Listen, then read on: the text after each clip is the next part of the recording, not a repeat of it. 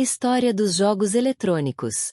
A história dos jogos eletrônicos teve início quando os acadêmicos começaram a projetar jogos simples, simuladores e programas de inteligência artificial, como parte de suas pesquisas em ciência da computação. Somente a partir das décadas de 1970 e 1980 é que os jogos eletrônicos se tornaram populares, quando jogos de arcade, console de jogos eletrônicos e jogos de computador foram introduzidos ao público em geral. Desde então, os jogos eletrônicos tornaram-se uma forma popular de entretenimento e uma parte da cultura moderna em diversas regiões do mundo. O Atari 2600 foi um console de jogos eletrônicos popular no final dos anos 1970 e início dos anos 1980. Primórdios dos jogos eletrônicos, 1951-58. Ver também. Primórdios dos jogos eletrônicos. Os jogos foram desenvolvidos para ampliar a mente e desenvolver melhor o cérebro nas atividades escolares, como uma consequência das pesquisas da computação em áreas como a inteligência artificial. A comercialização do Univac, considerado o primeiro computador comercial da história, em 1951 abriu caminho para a adoção dos computadores por instituições acadêmicas, órgãos de pesquisa e empresas em todo o mundo desenvolvido. Devido ao alto custo, grande consumo de energia e a necessidade de se empregar uma equipe altamente treinada para manter e operar as máquinas, a tecnologia da computação ficou inicialmente limitada às organizações maiores. Por conta disso, a criação dos primeiros jogos eletrônicos limitou-se a testes e demonstrações de teorias relacionadas a áreas como a interação humano-computador, a aprendizagem adaptativa e estratégia militar. Devido à falta da documentação de muitos desses testes, é difícil de se determinar qual teria sido o primeiro jogo eletrônico criado. Alguns dos primeiros jogos conhecidos incluem Nimrod, 1951, uma máquina feita sob encomenda pela Ferrante para o Festival da Grã-Bretanha e na qual se poderia jogar o jogo matemático NIM. OXO, 1952, criado por Alexander S. Douglas para o computador EDSAC que simulava o jogo da velha. Utspiel, 1955, um jogo de guerra construído pelo Exército dos Estados Unidos para simular um conflito com a União Soviética na Europa. Um jogo que se destaca nesse período inicial, e também por futuramente ter sido objeto de várias disputas judiciais de patente, é Tennis for Two, 1958, criado pelo físico norte-americano William Higginbotham I para entreter os convidados no dia da visita anual realizada pelo Laboratório Nacional de Brookhaven. Este programa simulava uma partida de tênis exibida na tela de um osciloscópio. Um ponto piscando representava a bola e os jogadores controlavam seu movimento por cima de uma linha vertical que representava a rede. Não havia na imagem a representação dos jogadores, apenas da bola e da quadra de tênis, numa vista lateral. Spacevar, 1960.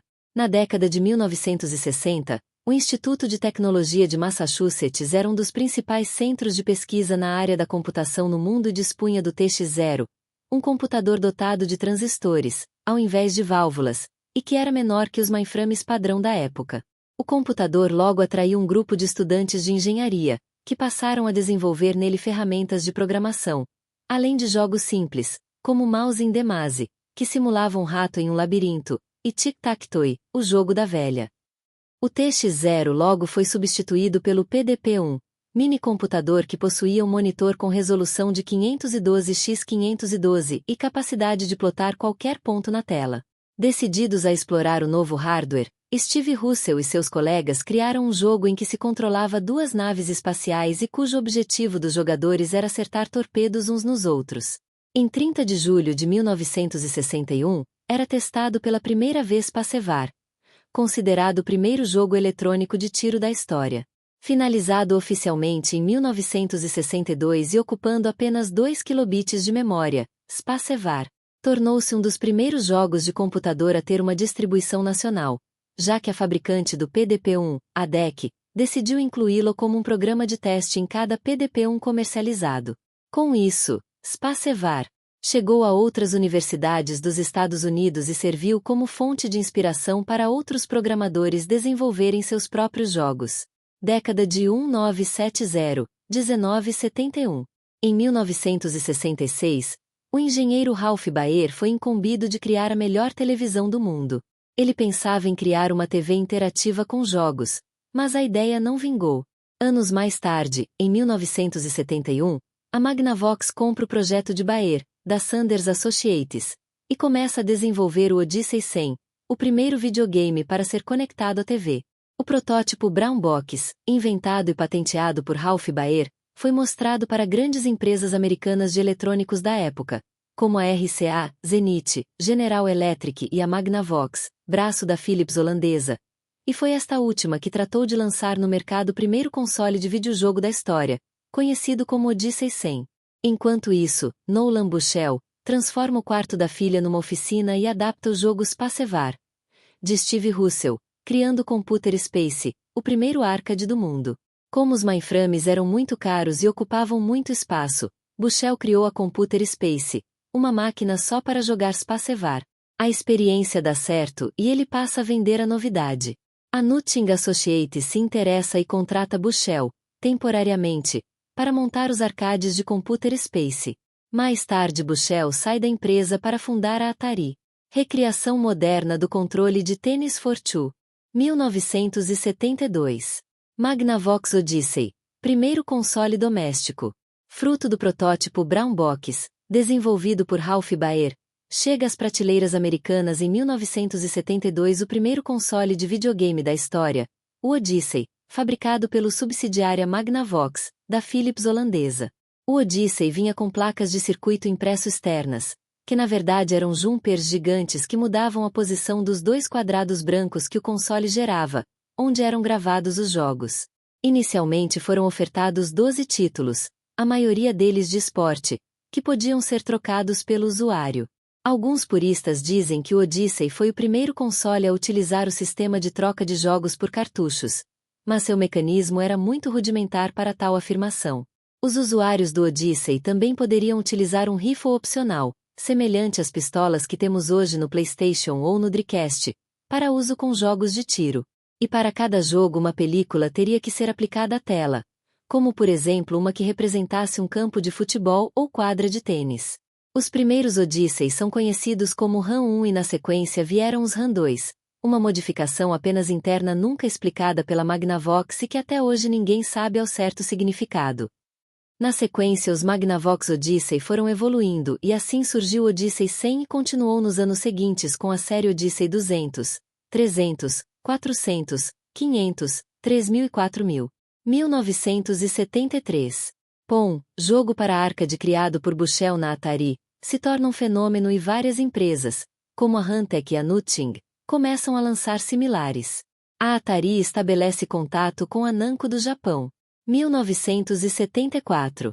Executivos da Atari vão para a rival Kei Games, em uma época em que era necessário aumentar a distribuição de máquinas. A Kei Games lança Tank, jogo mais vendido do ano, e ultrapassa a Atari em vendas. Na verdade, a Kei Games era uma subdivisão da Atari, que voltou a ser uma empresa só com a Atari posteriormente. E, quando voltaram a ser uma única empresa, transformaram-se em uma das maiores indústrias de videojogo de todos os tempos. Os funcionários da Atari Harold Lee, Alcorn Norcoran e o engenheiro Bob Brown desenvolvem uma versão de Pong para videojogo, mas o interesse do público é pequeno devido ao fracasso do Odyssey, uma caixa preta e branca com controles tipo disco. 1975. A Atari entra em conta, com Tom Kim, comprador de artigos esportivos da Sears Roebuck, e apresenta-o ao jogo Pong. Após negociações, a Sears compra 150.000 unidades do arcade ou fliperama, como é tradicionalmente conhecidos no Brasil, muito mais do que a Atari podia produzir. As máquinas vinham estampadas com o logo da Sears Telegames. Bushnell consegue uma linha de crédito de $10 milhões com Don Valentini para expandir a Atari. No Canadá o Home Pong torna-se o campeão de vendas do catálogo da Sears. 1976. O sucesso da Atari leva várias empresas a lançar consoles, mas somente a Coleco, abreviação de Connecticut Letter Company, consegue aprontar tudo para o Dia dos Pais. O videojogo Telstar Pong usava tecnologia similar às das máquinas de então. Enquanto isso, a FireShield Camera Instrumentor dá outro passo importante lançando o FireShield Channel F, o primeiro videojogo programável. Congelar o jogo, alterar o tempo e a velocidade passa a ser possível com FireShield Channel F. O joystick era bem interessante, O botão ficava na ponta do manche e podia ser rotacionado. Assim, Pon ganhava inclinação na raquete e podia rebater a bolinha em vários ângulos. Nessa época, surgem as primeiras críticas aos jogos eletrônicos violentos. Death Race, da Exid Games, foi o precursor de Carmageddon. Sair atropelando tudo que viesse pela frente era o objetivo do jogo. Death Race serviu ainda de inspiração para a criação de outro jogo recente, Interstate 76. Com o mercado em crescimento, Buchel vende a Atari para a Warner, pois não vê outra maneira de mantê-la competitiva. 1977. A Atari lança o Chunky Cheese, uma junção de casa de flipper com lanchonete, robôs, jogos e cardápios familiares. Buchel chama a franquia de pizza Time Theater. A Midway Games, que lançou posteriormente jogos como Gauntlet, Mortal Kombat, NBA Jam, Rampage, Rashi, Spy Hunter, lança o jogo Gunfictum, o primeiro a usar microprocessadores ao invés de um emaranhado de circuitos. Desenvolvido pela Taito do Japão, Gunfictum é o primeiro arcade a ser importado pelos Estados Unidos. Sob a liderança de Buchel, a Atari desenvolve Vocês, Video Computer System, mais tarde chamado de Atari 2600, e lançam no Natal por $249,95 em 1983 no Brasil. Esse é o primeiro console programável com jogos em cartucho da Atari. Entre os títulos, há conversões de jogos para arcade e jogos criados exclusivamente para o console doméstico. As vendas são um tremendo sucesso e, mesmo assim, acontecem atritos entre Buchel e Steve Ross, presidente da Warner Communications. No Brasil, a Philco Ford, um departamento da Ford responsável por fabricar rádios automotivos, lança o Telejogo, uma réplica do jogo Telestar Pon. 1978. A política da Atari de não dar crédito às pessoas envolvidas na criação de jogos, mas apenas para a própria empresa, faz com que surjam os primeiros segredos em jogos, no Brasil, conhecidos como ovos de Páscoa, devido ao termo comum no inglês easter egg. Warren Robinetti, criador de Adventure, faz uma sala secreta onde seu nome brilha em cores de arco-íris. Para entrar na sala, o jogador deveria levar um ponto cinza para a tela inicial.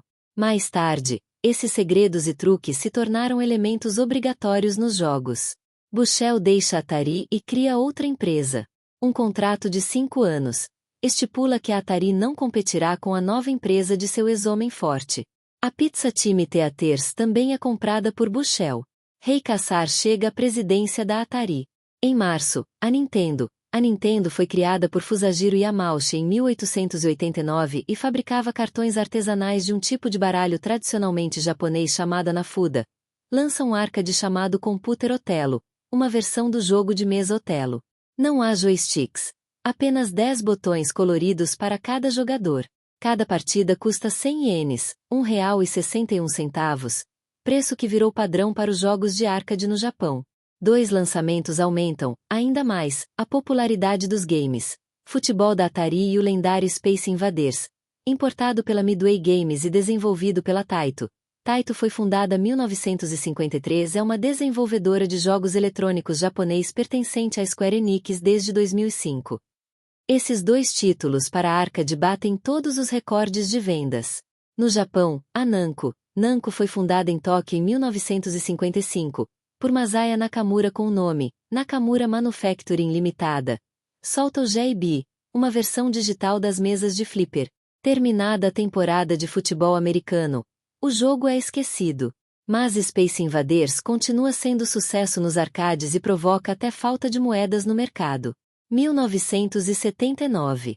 Lunar Lander, o primeiro jogo comercial com gráficos vetoriais, na forma de wireframes, isto é, os objetos eram formados por linhas como se fossem o esqueleto de um modelo 3D, é lançado. Nasce então o antecessor dos gráficos poligonais, usados na maioria dos jogos da atualidade. Outro jogo lendário é o grande lançamento do ano, Asteroids. Apesar de ter vendido 80 mil cópias e de ter virado febre nos Estados Unidos, o jogo não fez muito sucesso em outros países.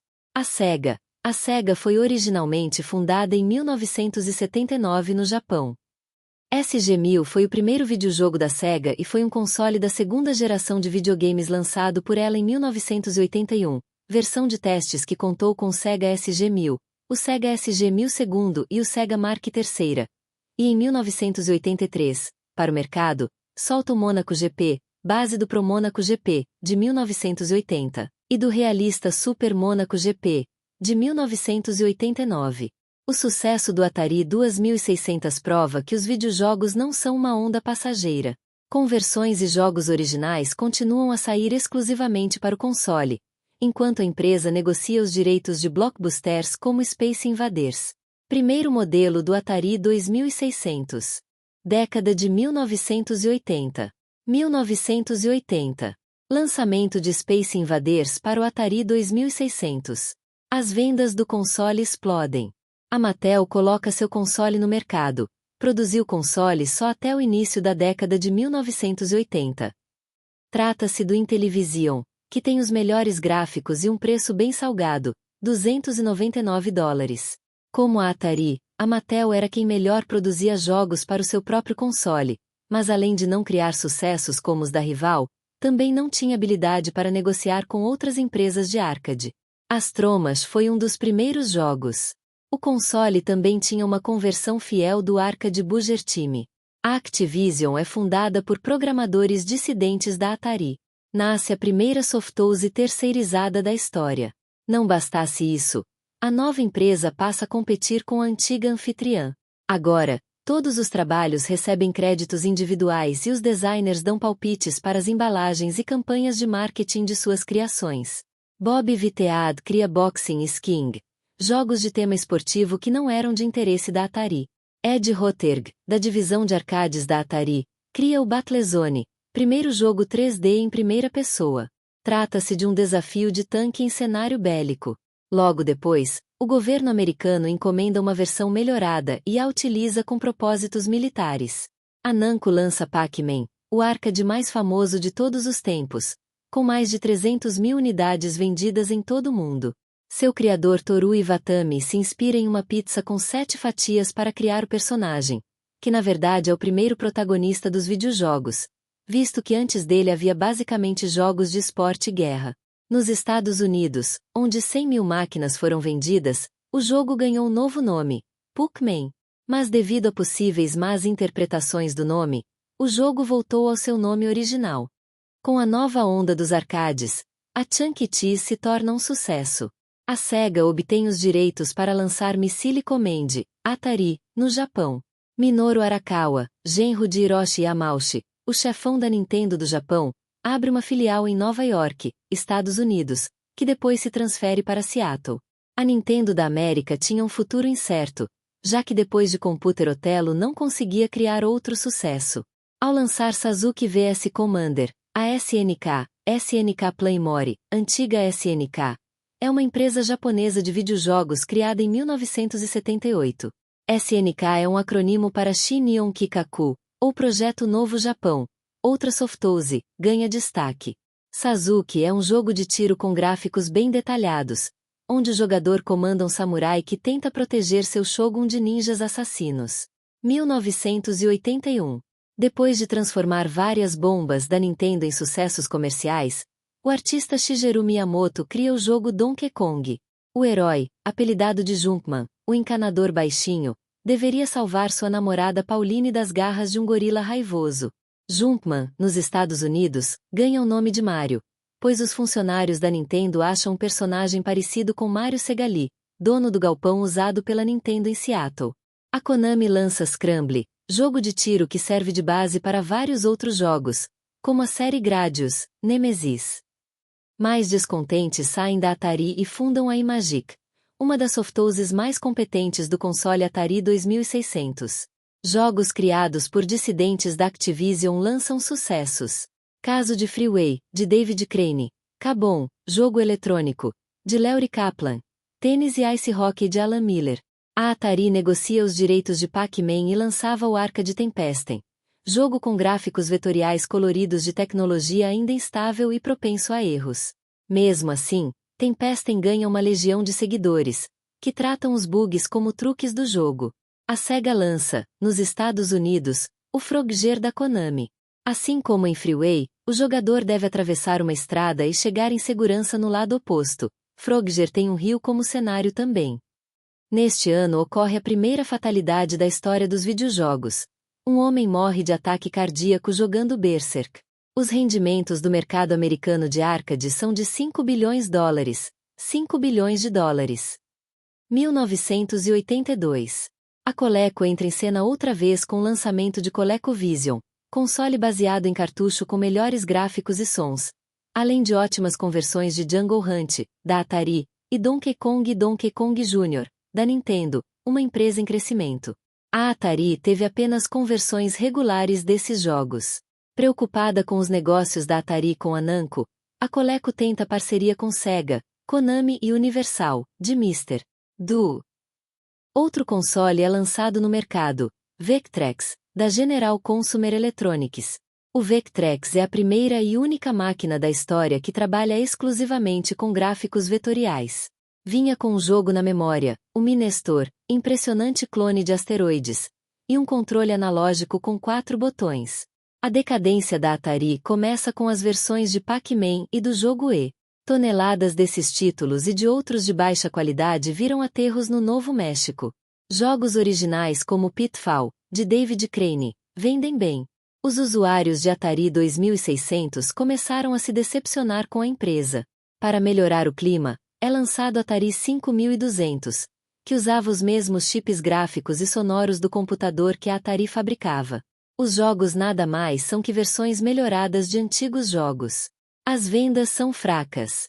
Os jogos de Atari 2600 não são compatíveis com o console 5200. Um adaptador é lançado para corrigir o problema.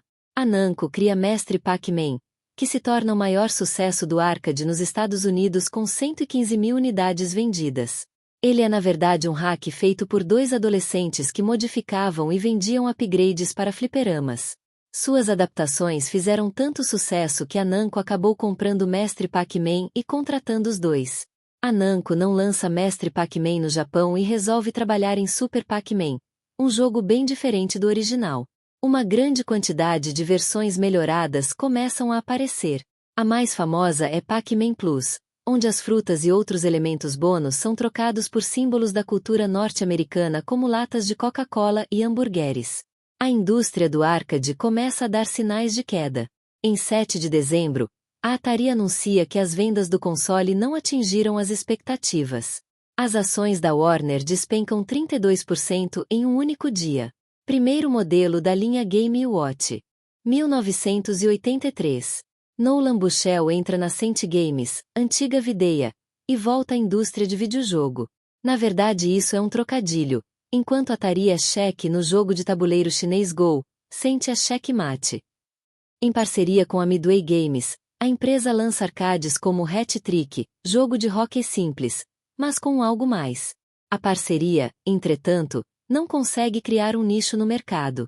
Em 27 de junho foi anunciado numa conferência à imprensa o MSX, que tinha como objetivo ser um padrão no mercado de computadores, inspirado no sucesso do VHS, que virou sinônimo de videocassete, e também ser uma máquina de entretenimento de baixo custo. Por esse motivo, tornou-se popular e muitos jogos foram produzidos para a plataforma. Na época era comum cada fabricante ter seu próprio padrão e eles não eram compatíveis entre si. No caso do MSX, qualquer produto de diferentes fabricantes eram compatíveis, tanto em nível de software como de hardware, tal e qual os atuais PCs. Enfim, o MSX era uma plataforma, no sentido restrito da palavra.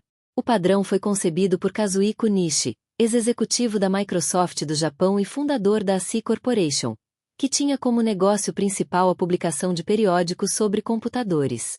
A ASI também viria a editar o Famicom Tsushin, a atual Famitsu, hoje publicada pela Interbrand e é a publicação mais famosa sobre videogames na atualidade. A Microsoft de Bill Gates também teve participação no projeto, que teve o interpretador de linguagem BASIC embutido na ROM do MSX. É tido como consenso que a sigla venha de Microsoft Extended, mas o próprio Nishi declarou em congresso na Holanda que se tratava de Machines with Software Exchangeability, máquinas com softwares intercambiáveis. O MSX tinha algumas características específicas, como uma arquitetura bem planejada e facilmente expansível, sendo um dos poucos computadores realmente plug-and-play da história, isto é, com periférico que funciona sem a necessidade de instalação de drivers, já que vinha embutido no próprio hardware. Até hoje entusiastas desenvolvem periféricos para o computador, como um controlador para DVD-ROM. Para alcançar a popularidade desejada, foi projetado para funcionar em televisores comuns, em vez de monitores próprios, que costumam ser caros. A primeira versão do MSX tinha como processador central o Z80 da Zilog e o processador de vídeo TMS-9918 da Texas Instruments, os mesmos do ColecoVision. Existem emuladores que fazem rodar jogos de uma plataforma em outra. Diversos fabricantes se interessaram em produzir o computador, a maioria do Japão, como a Sony, Panasonic e Casio. Mas muitas companhias estrangeiras também o produziram, como as coreanas Gold Star, atual LG, Samsung e Daewoo, além da holandesa Philips e a americana Spectra Video. O computador também foi bem popular no Brasil e duas fabricantes nacionais lançaram um padrão em solo brasileiro. A Gradiente com seu Expert e a Sharp, dona do Hot Beat. Dragon's Lair, de Don Bluth, é lançado. É o primeiro título a usar tecnologia de vídeo laser. A Coleco lança o computador Adam e quase vai à falência. Trata-se de uma máquina cara, composta por um gravador de fitas, uma impressora grande, um teclado e CPU numa caixa do tamanho de um sarcófago. Rodava jogos de cartucho e fitas. A divisão Cabbage Pet Doll mantém a companhia viva e um software, para ColecoVision, baseado nessas bonecas foi introduzido. Um acessório para rodar jogos de Atari 2600 no console da Coleco é desenvolvido. Para jogar são usados joysticks extras de Atari. A empresa Commodore International lança o Commodore 64, um computador relativamente barato e poderoso. Atingia uma resolução de 320x 200 pixels e 16 cores simultâneas, performance melhor que qualquer videojogo da época. Enquanto a indústria americana de videogames passa por um momento de estagnação, crash dos videogames de 1983, os jogos lançados não tinham originalidade. A Nintendo lança em julho, no Japão, o Family Computer, Famicom. O fato de o novo console parecer um brinquedo não é casual, pois a Nintendo tinha essa intenção quando desenvolveu. Com versões de Donkey Kong, Donkey Kong Jr. e Popeye, os dois últimos jogos podiam ser jogados por duas pessoas, são lançadas. Títulos de beisebol e versões de Mario Bros. Também aparecem no Famicom. A Nintendo tenta convencer a Softoses a desenvolverem jogos para o console. 1984. O ano de 1984 começa bastante difícil para o mercado de jogos eletrônicos, encarando a crise do meio na América do Norte, muito em parte por causa da proliferação de jogos de baixíssima qualidade e do barateamento dos computadores pessoais.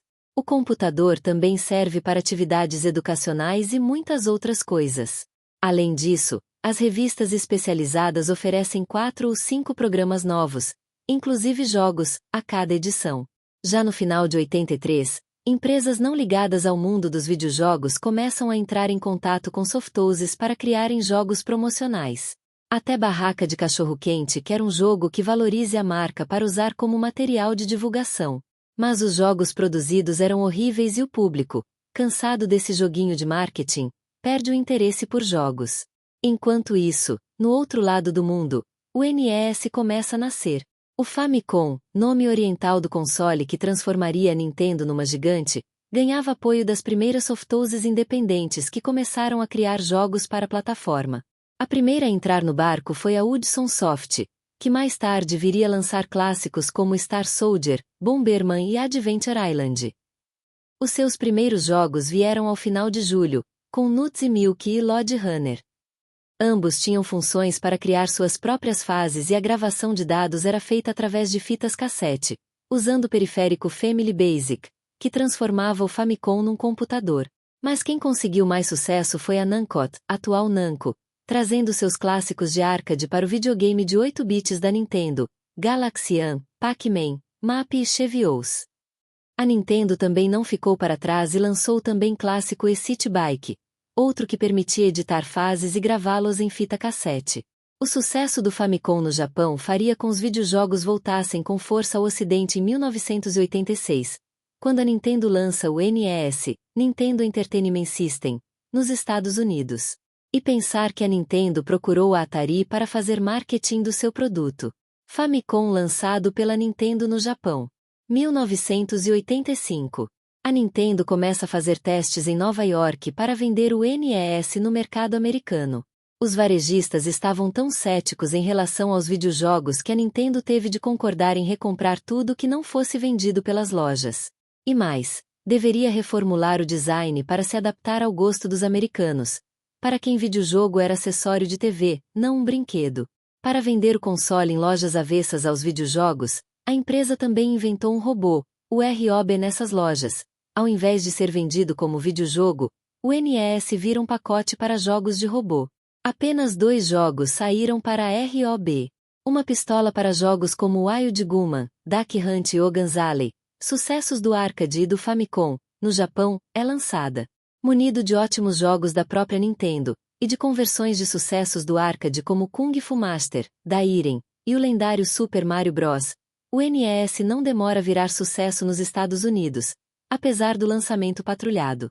Seguindo a Apple Inc., que fez sucesso com o Macintosh, a Atari, de Tramiel, também prepara um computador baseado no chip 68000, Motorola, 16 bits, o 520 Street, internamente chamado de Macintosh. Também em 1985, foi lançada a segunda versão do MSX, o MSX2, com melhores gráficos e RAM mínima de 64 kilobits.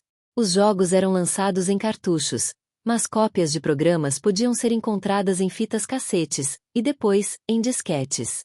Com o aparecimento de jogos maiores que 64 kilobits, os chamados Mega-ROMs, foram desenvolvidos periféricos específicos para acomodar todos os dados e permitir que as cópias rodassem sem sobressaltos.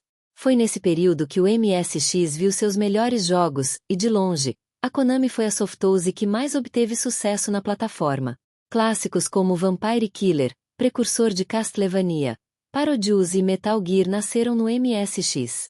Outros jogos da Konami que fizeram sucesso incluem Penguin Adventure, o primeiro jogo de Hideo Kojima, que viria a criar Snatcher e os 2 Metal Gear para a plataforma, as séries Gradius, Knightmare e Kings Valley, além de Goemon, Legend of the Mystical Ninja, e Space Mumble. A companhia dava muita importância às trilhas musicais e chegou a desenvolver um chip, que vinha embutido em seus cartuchos, que acrescenta 5 canais de som aos 3 nativos do computador. Essa tecnologia, chamada de SCC, também foi usada no NES, em jogos como Castlevania III, Dracula's Curse, Journey to Silius e Batman, Return of the Joker. Assim, os jogos da Konami também eram conhecidos pelas memoráveis composições, como as de Gradius 2, Salamander, Parodius e Snatcher, tidas como algumas das melhores da história. Apesar de grandes jogos e o computador mais popular do Japão nos anos 1980, o MSX perdeu a concorrência para o NES, também lançado em 83, mais barato e com processador de vídeo melhor. O MSX2 veio com um gráfico mais elaborado, mas continuou longe de competir no quesito custo. Além disso, não conseguiu ter sucesso nos Estados Unidos, onde o Commodore 64 era popular. Seu sucesso ficou localizado, fora do Japão, na Coreia do Sul, na Europa, principalmente nos Países Baixos e Espanha, além de países árabes e o Brasil. Também foi muito popular na Rússia, pois era um dos poucos computadores que podia importar e foi usado até na Estação Espacial Mir. 1986. Satisfeita com o teste aplicado em Nova York, a Nintendo contrata a World of Wonder, criadora de Ted Ruspin e Laser Tag, para ajudar no marketing do NES em território americano. O sistema estreou com 2 pacotes, um com o ROB, a pistola e os jogos Giromite, para a ROB, Duck Hunt Super Mario Bros., ao preço de $249. O outro, mais básico, vinha com Super Mario Bros. E custava $199. A Sega também entra no mercado americano com seu console, o Master System, esperando desempenho superior ao do mercado japonês.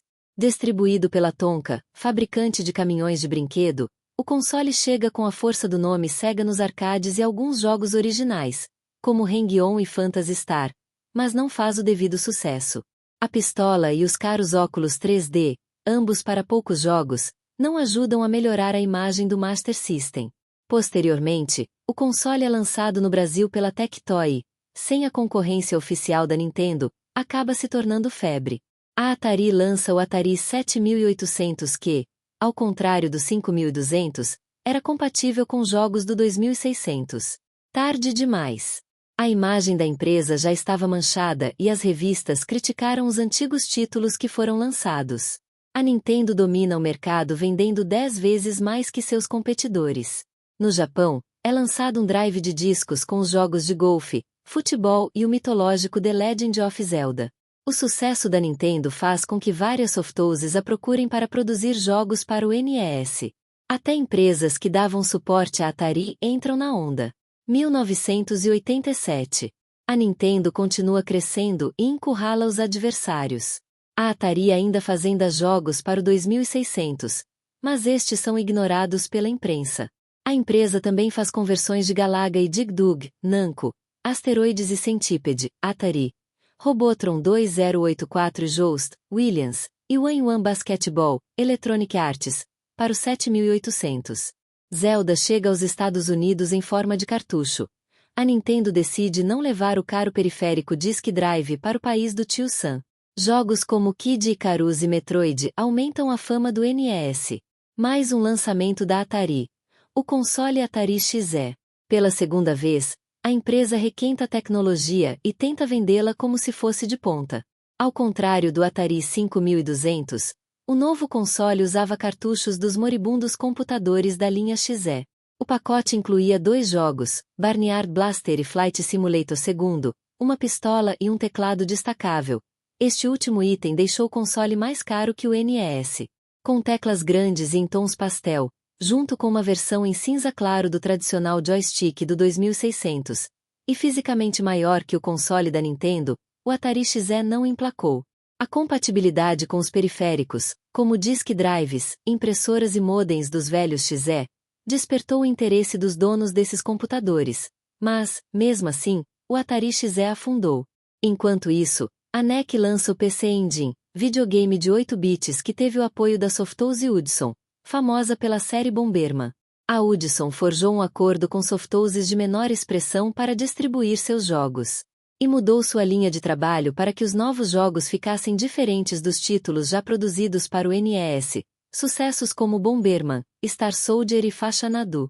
A World of Wonders lança o Action Max, um exótico videojogo que utiliza pistola de luz e jogos gravados em fitas VHS que deviam ser colocadas em um aparelho de videocassete. Mark III lançado pela Sega no Japão.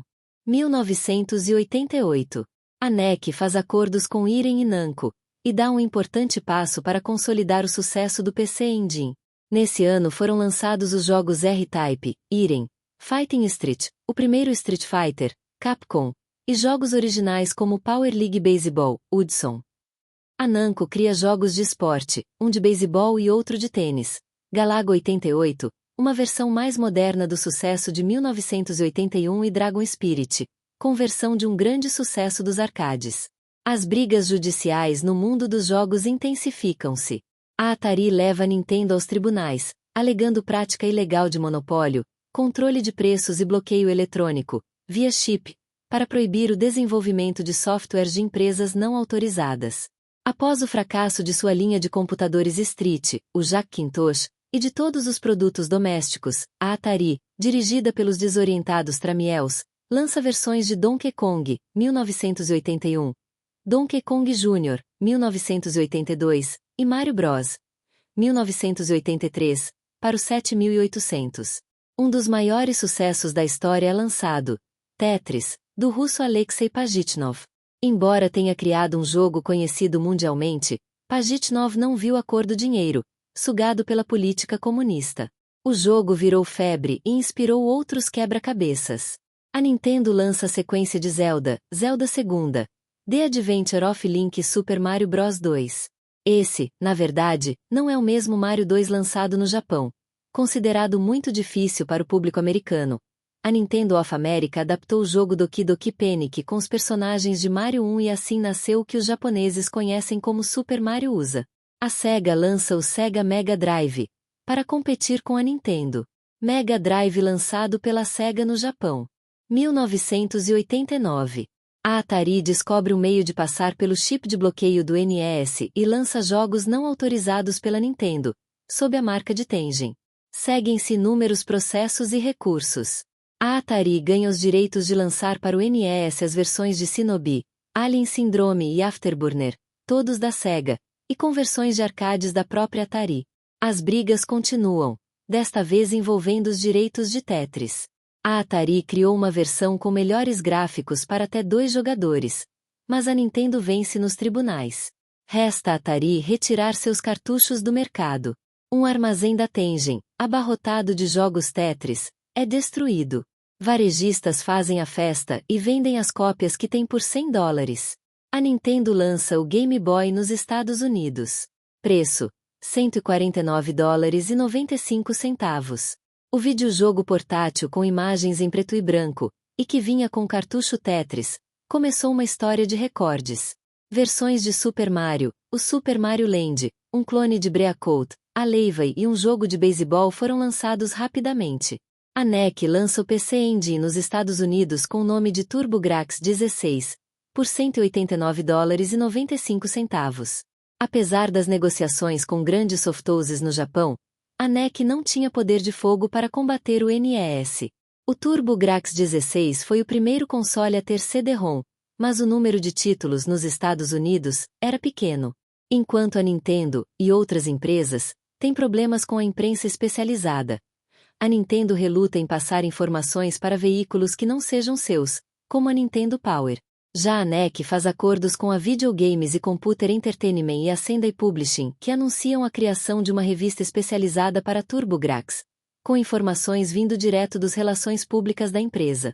Ainda dependendo da Tonka e de uma filial pequena, mas em crescimento, a Sega lança o Genesis, Mega Drive para brasileiros e japoneses, nos Estados Unidos. No Japão, o console já tinha relativo sucesso. Ao preço de $249,95, o Genesis vinha acompanhado de Alter the Beast. O marketing da Sega, que valorizava o potencial da máquina para conversões de arcades, ajudou o Genesis a ser um sucesso. A Atari também lança um portátil, o LYNX, desenvolvido pela Epis que já andava mal. Ainda assim, a Epis lançou grandes jogos para o LYNX, e a Atari fez conversões do 7800 e de seus arcades. Apesar de colorido, o portátil da Atari não pegou. Além de mais caro que o Game Boy, custava $179,95, o portátil enfrentou os boatos de falência que envolviam sua criadora. Game Boy lançado pela Nintendo no Japão. Década de 1990. 1990. Super Mario Bros. 3. O jogo mais vendido de toda a história da Nintendo, é lançado. Apesar de enfrentar a concorrência do Mega Drive e do TurboGrafx, o NES teve o seu melhor ano. O console contou com a ajudinha extra das Softhouses que lançaram cartuchos com chips para que os gráficos fossem melhores. No Japão, o Super Famicom, Super NES para os brasileiros, é lançado. O console de 16 bits da Nintendo, guardadas as devidas proporções, é que mais se parece com os consoles atuais. Acompanhado de Super Mario World, o Super Famicom provocou filas gigantescas diante das lojas especializadas. Nos Estados Unidos, a Nintendo opôs-se na justiça à rede de locadoras Blockbuster e defende a tese de que o aluguel de cartuchos derruba as vendas. A SNK, que durante muito tempo desenvolveu jogos para NES, como a série Ikari Warriors e Crystalis, lança seu sistema de 16 bits, o Neo Geo. A plataforma, com versões profissionais, arcade e domésticas, era muito superior aos consoles existentes, tanto em desempenho quanto em preço. Os consoles da SNK custavam $500, os cartuchos, $150.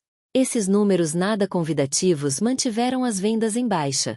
A Sega mantém a política de conversão de jogos do arcade para o Mega Drive. O console ganha versões de SWAT, Afterburner II e outros sucessos, além de garantir os direitos do fantástico, porém desconhecido, Arcade Strider, o primeiro jogo de console com 8 megabits. A Capcom já havia lançado uma versão adaptada de Strider para o NES. Mas é a conversão da Sega é que se destaca, tanto que Strider ganhou títulos de melhor jogo do ano. Também é lançado o Sega Game Gear, um portátil colorido, feito para competir com a Nintendo. Mais um portátil é lançado, Turbo Express, da NEC. O Turbo Express podia ser conectado a um sintonizador de TV. Na verdade, era um TurboGrafx portátil, com um ótimo monitor de cristal líquido. Preço: US cifrão 299,95.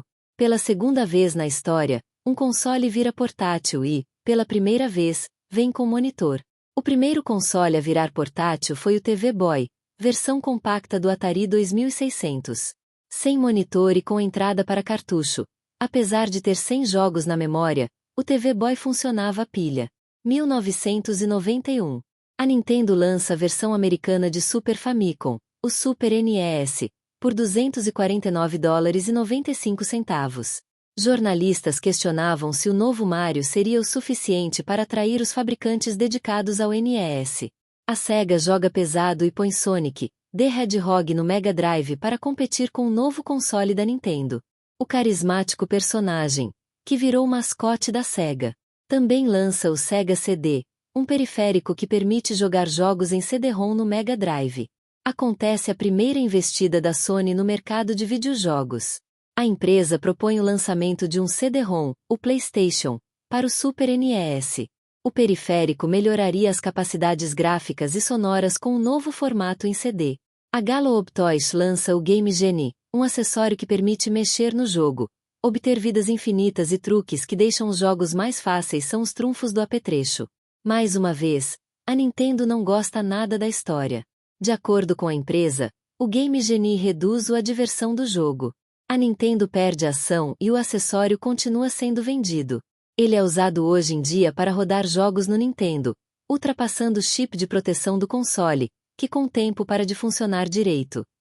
Quando a Galoob vai produzir uma versão para o Mega Drive, a Sega faz questão de ajudar a empresa. Nos arcades, uma revolução. O lendário Street Fighter II, jogo mais famoso da década de 1990 e renovador do gênero luta, é lançado. As casas de arcade se revigoram e compram placas e mais placas de Street Fighter II.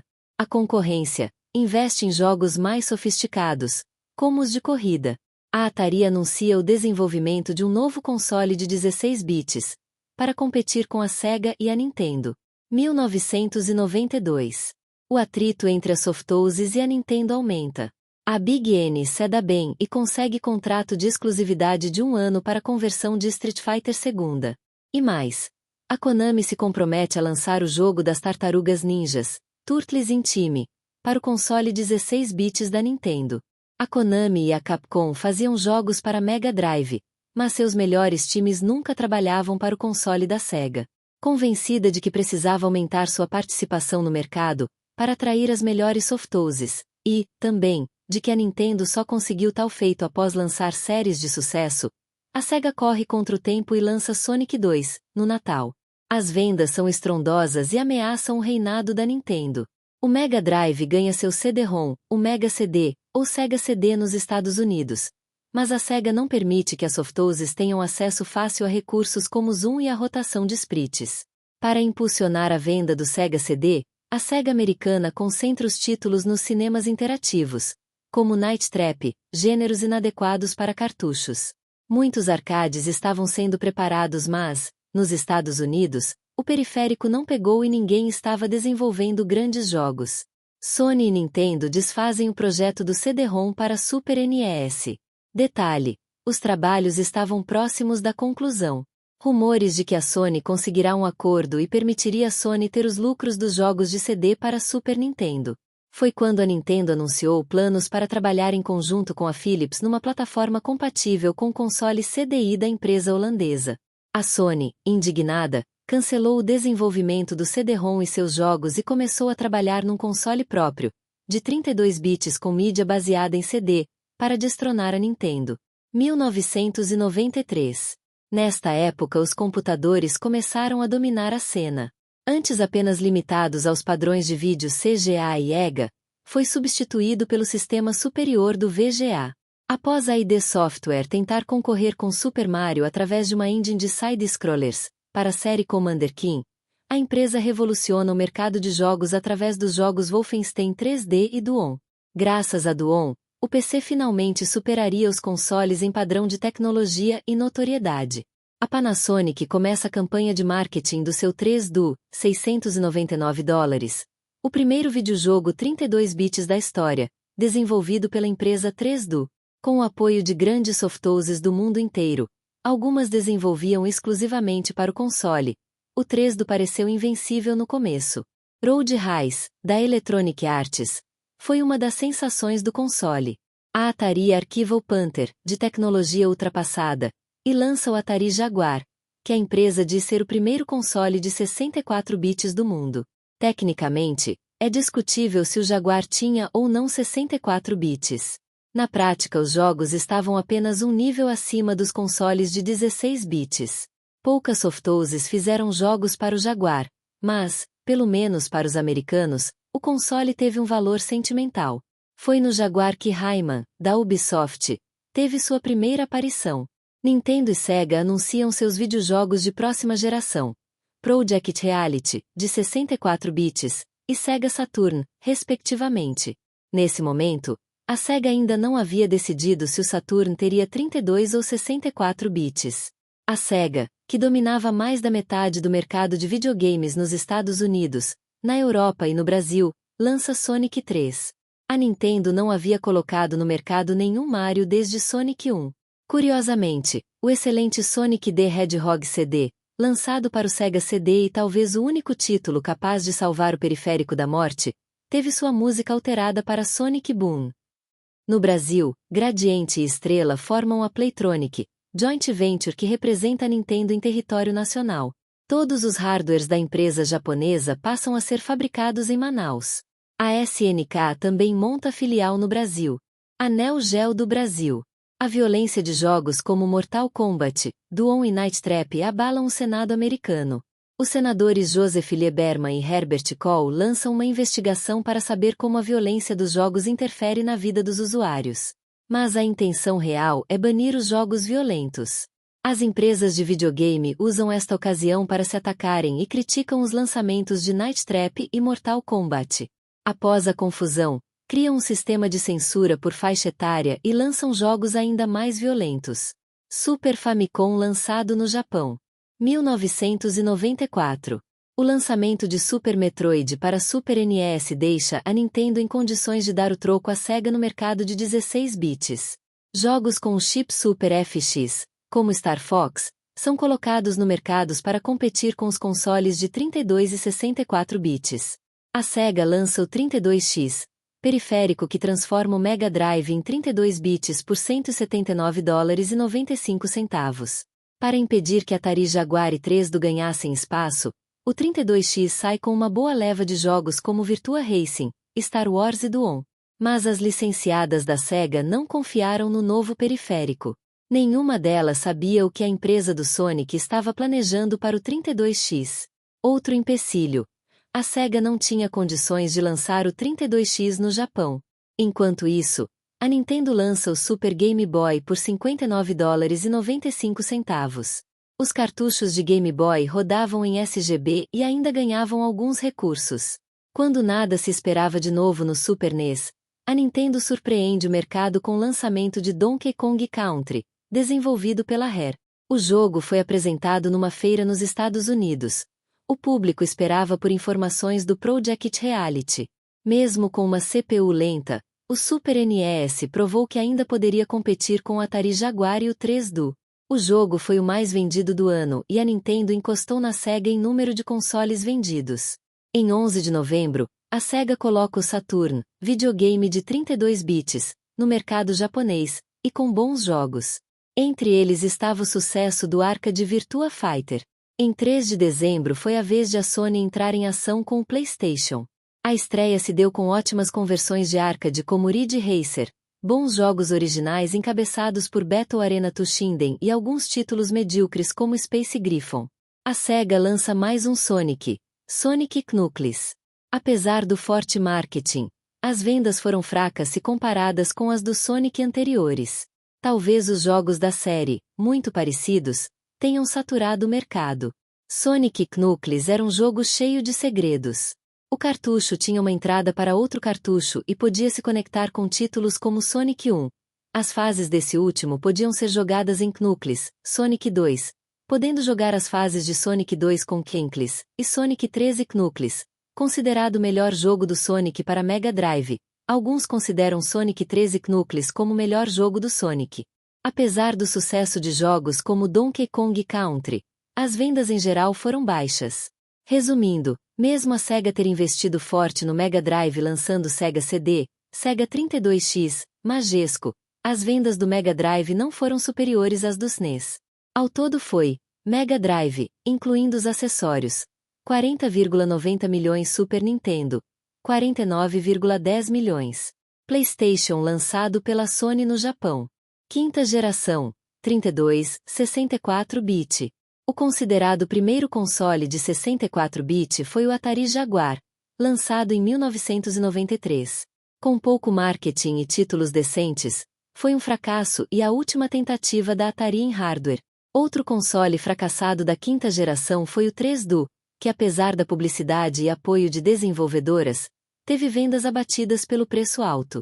A quinta geração marcou o advento dos jogos em 3D, como Super Mario 64, Tomb Raider e Final Fantasy VII, além de mais realismo e ação ao invés da fantasia e velocidade de jogos como Sonic e Mario.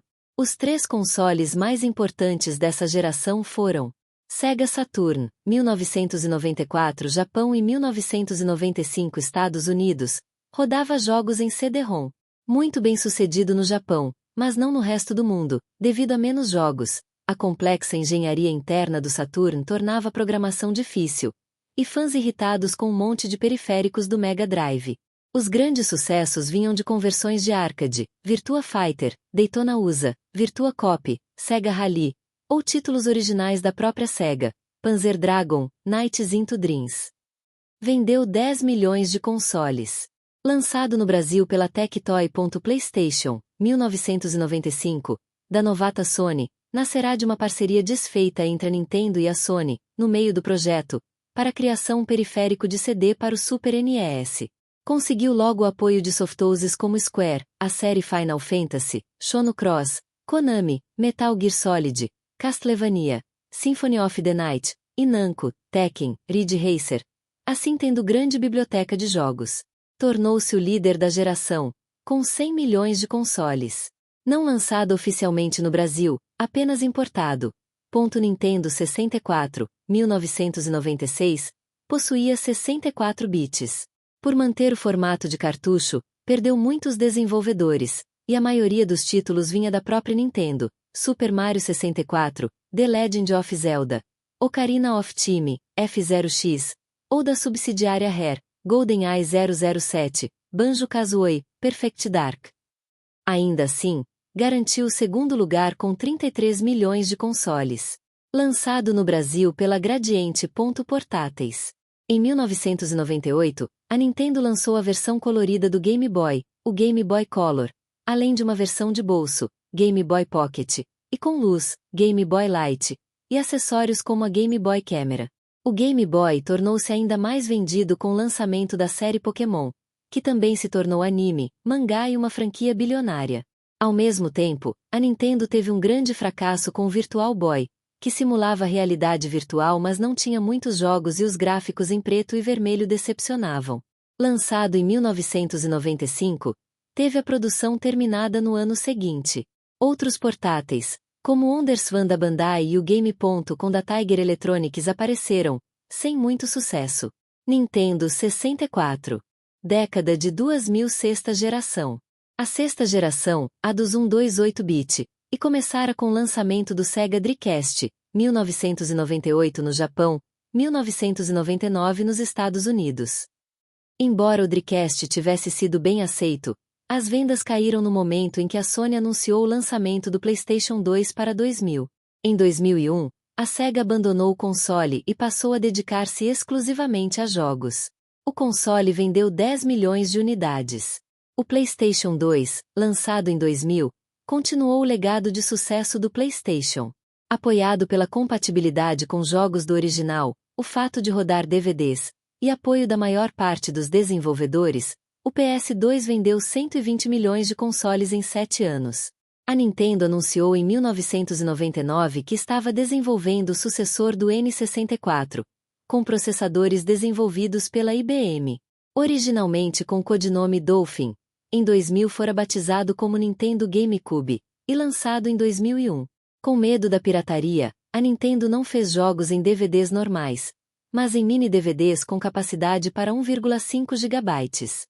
Devido a essa mídia diferente, e a imagem familiar da Nintendo, muitos fabricantes não colaboraram com o console. Apoiado principalmente por jogos da própria Nintendo, o GameCube já vendeu mais de 20 milhões de unidades. Em 2001, um novo competidor entrava no mercado, a gigante do software Microsoft, com o Xbox. Também compatível com DVDs, e com um disco rígido para salvar jogos e músicas, o console possuía poucos jogos exclusivos, como a bastante vendida série Halo, mas geralmente recebia as melhores conversões. A Microsoft alcançou o segundo lugar no mercado, com 25 milhões de unidades. A sexta geração foi marcada por muita controvérsia, pois o advento de games adultos, com excessiva violência e às vezes sexo. Exemplos incluem as séries Grand Theft Auto e Resident Evil, Manhunt e Narc. A sexta geração também foi marcada pelo abandono do mercado brasileiro, com jogos e consoles importados. O grande marco fora a Gradiente parar de representar a Nintendo em 2003. A Tectoy ainda fabrica versões do Master System e do Mega Drive. Em 2005, a Sony parou de fabricar o PS1, um PS1 menor, e se dedica a fabricar o PlayStation 2 e PlayStation 3. No final de 2009 foi lançado o Zeebo, criado pela Zeebo Inc., empresa formada pela Tectoy e a Qualcomm. PlayStation 2. Portáteis. Game Boy Advance. A Nintendo manteve sua soberania nos portáteis com o lançamento do Game Boy Advance, em 2001.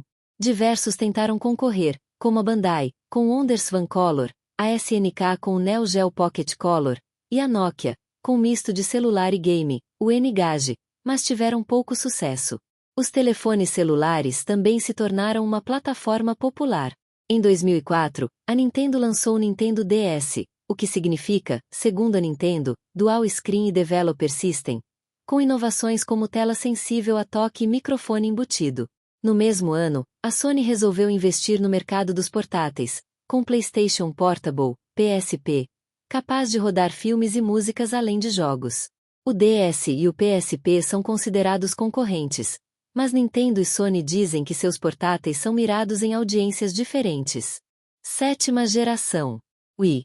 A sétima geração começou em 2005, com o novo console da Microsoft, o Xbox 360. A Nintendo lançou o Wii em 19 de novembro de 2006 nos Estados Unidos e 2 de dezembro no Japão, e a Sony com seu PlayStation 3, lançou em 11 de novembro de 2006 no Japão, 17 de novembro de 2006 nos Estados Unidos e março de 2007 na Europa. Ambos têm joysticks com sensores de movimento, porém o controle do PlayStation 3 teve seu nome alterado para Six Axis, que em inglês significa 6 eixos.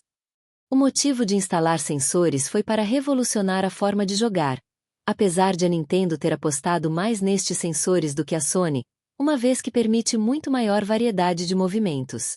Enquanto a Sony optou por melhorar os gráficos, tornando-os incrivelmente realistas e introduziu o sistema Blu-ray. O sistema de mídia que a Microsoft optou por utilizar em seu console foi o DVD, porém o espaço é curto e a utilização da mídia está se tornando ineficaz para armazenar jogos que exigem mais espaço. Portanto, a Microsoft patrocinou para o Xbox 360 mídia denominada HD DVD, atualmente extinta no mercado de mídia em disco atual, 2008, que era capaz de armazenar até 15 GB de dados em uma única camada, contra 25 GB do Blu-ray. O HD DVD é patrocinado também por empresas como a Toshiba, Sanyo, RCA, Microsoft, Intel e no lado do Blu-ray por exemplo temos a Sony, Philips TDK, Sun Microsystems, Dell, Pioneer e Apple. Em 2006, a Nintendo e a Sony revelaram os mais novos consoles, que já estavam em teste há alguns anos. Mas quem mais se destacou nessa geração foi o videogame da Nintendo, o Wii, pois o preço de produção dos consoles e de jogos eram baixos. Além disso, era vendido por $250, sendo mais barato que o PlayStation 3, vendido por $399. O Nintendo Wii também teve como codinome Nintendo Revolution. Possui um controle similar com controle remoto, o qual tem com sensores que possibilitam que o jogador interaja com o jogo, movimentado o controle de um lado para o outro. Também o jogador tem a opção de conectar o Wii ao Nintendo DS ou à internet via navegador Opera, a qual é novidade no ramo da empresa. O Wii foi lançado oficialmente no Brasil através da empresa Lamatel, com sede no Panamá, e junto, a concorrente Microsoft lança também oficialmente o Xbox 360 no país, no dia 1º de dezembro de 2006, sem outra empresa envolvida fazer o suporte. A Sony não vende nenhum de seus produtos, PlayStation 3, PlayStation 2 e PlayStation Portable, oficialmente em território nacional, apesar de o PlayStation 2 ser líder local no segmento na época. Recentemente as três empresas Sony, Microsoft e Nintendo vêm tentando obter o maior número de jogos exclusivos, pois isso atrai mais o consumidor a adquirir tal console. Devido a esse fator, vários aparatos vêm sendo lançados para os três videogames, tais como uma balança para o Wii que se chama Wii Fit, novos modelos de console como o Xbox 360 Elite, Xbox 360 Jasper e até boxes de videogames exclusivos como o de Metal Gear Solid 4 do PlayStation 3. A Sony lançou para seu console uma versão de joysticks, onde o controle é feito pelos movimentos das mãos. O PlayStation Move, 2 controles, um para cada mão com uma esfera colorida na parte superior. Muitas pessoas acham que o PlayStation Move foi uma cópia do Nintendo Wii, já que a ideia é a mesma e em questão de jogabilidade, quem tem tido muita atenção e lucro é a Microsoft, foi desenvolvido para o console Xbox 360, um aparelho não tão revolucionário. O iToy Game Boy Camera tem a mesma ideia, não necessita de controle algum. Esse aparelho foi chamado enquanto era desenvolvido por Projeto Natal, já que um de seus criadores era um brasileiro de Natal RN, agora chamado Kinect. Consiste em 3 sensores, uma câmera digital e um microfone, ele posicionado em cima ou embaixo da TV, e o jogador deve jogar com seu próprio corpo. Há gêneros de jogo para todos os gostos: luta, tiro, ginástica, aeróbica, dança. E um projeto vem ganhando notoriedade depois que um vídeo foi postado no YouTube, quando o Kinect ainda se chamava Projeto Natal. Era o vídeo de Milo, uma espécie de garoto virtual dotado de uma inteligência artificial, interagindo de forma surpreendente com o jogador, perguntando, respondendo, brincando, etc. Em 2009 a Microsoft anuncia que está a fazer testes com Kinect para a Xbox 360, um sensor de movimento que reconhece o movimento, e com isso não seria preciso mais ter um controle. Em 2011 o Kinect já é vendido por R$ 599 no Brasil. A maioria dos jogos são produzidos em HD, e alguns em especial são desenvolvidos com suporte a televisores em 3D. Pensando nisso, a Nintendo criou um videogame portátil capaz de reproduzir jogos em 3D sem a necessidade de óculos, o famoso Nintendo 3DS. Anos depois o New 3DS foi lançado trazendo melhoramentos de hardware e o 2DS com preço mais acessível e sem o famoso 3D.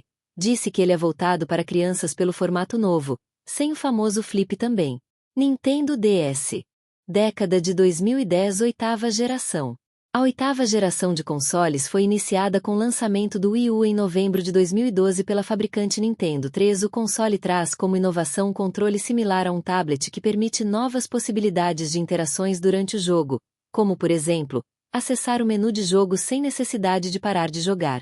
Durante o evento E3 de 2013, os consoles PlayStation 4 e Xbox One da Sony e da Microsoft, respectivamente, foram anunciados. Há também o Xbox One X lançado em 2017. Em 2016 foi anunciado o Nintendo Switch que veio a ser lançado no primeiro semestre de 2017. Sua novidade é ser um console portátil e de mesa, sendo um console híbrido, podendo ser jogado tanto na TV como em qualquer lugar. PlayStation 4. 9ª geração. Nintendo 3DS. A 9ª geração de consoles foi iniciada com o lançamento do Xbox Series X e S da Microsoft, seguido pelo PlayStation 5 da Sony alguns dias depois. Esses consoles apresentam uma série de melhorias em relação à geração anterior, incluindo uma maior capacidade de processamento e gráficos mais realistas. O PlayStation 5 vem com um controle aprimorado que apresenta uma resposta tátil mais avançada e gatilhos adaptáveis que fornecem uma experiência de jogo mais imersiva. O console também suporta áudio 3D para fornecer uma experiência de som mais realista. O Xbox Series X e S, por sua vez, oferecem tempos de carregamento mais rápidos, uma maior taxa de quadros e a capacidade de jogar jogos em 4K. O Xbox Series X apresenta ainda a tecnologia Smart Delivery, que permite que os jogadores joguem o mesmo jogo em diferentes dispositivos, sem a necessidade de comprar uma nova cópia. Em resumo, a nona geração de consoles apresenta avanços significativos em relação à geração anterior, oferecendo aos jogadores uma experiência de jogo ainda mais imersiva e realista. Se inscrevam-se no canal do Nitrotube Casa dos Leléus.